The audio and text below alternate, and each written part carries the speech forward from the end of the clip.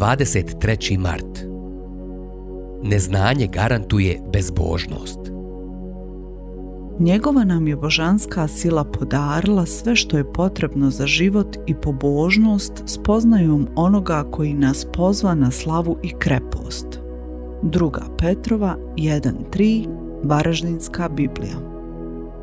Zadivljen sam silom koju Biblija pripisuje znanju. Poslušajte ponovo 2. Petrovu 1.3.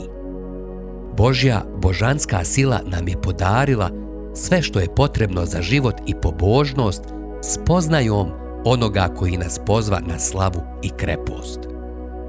Doslovno sva sila koja je od Boga dostupna za život i pobožnost dolazi kroz spoznaju. Nevjerovatno! Kakvu samo važnost treba da pridamo doktrini i pouci u Svetom pismu. Naš život i pobožnost ovisi od toga.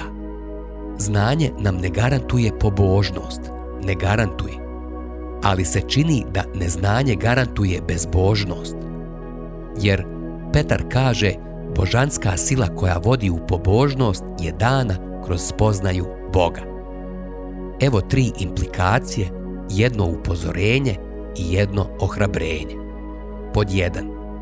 Čitajte, čitajte, čitajte, ali pripazite da ne gubite vrijeme na teološke tričarije. Čitajte i kvalitetne doktrinalne knjige o onome koji nas pozva na slavu i krepost. Pod 2. Razmišljajte, razmišljajte, usporite. Posvetite vrijeme da razmišljate o tome šta Biblija hoće da kaže kada je čitate. Postavljajte pitanja, vodite dnevnik. Dopustite da vas ponizno uznemiri zbog zbunjujućih stvari.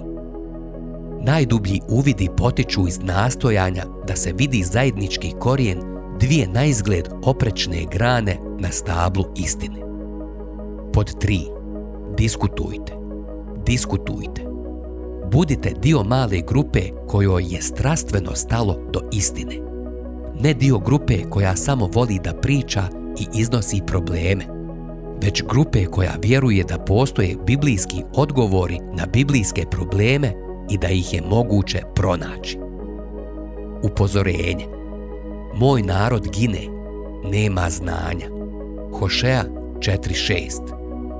Revnuju za Boga, ali ne s ispravnim razumijevanjem. Rimljanima 10.2. Zato pripazite na smrtonosne posljedice neznanja. Ohrabrenje. I budemo li težili da spoznamo Gospoda, spoznaćemo. Hošea 6.3. Varaždinska Biblija.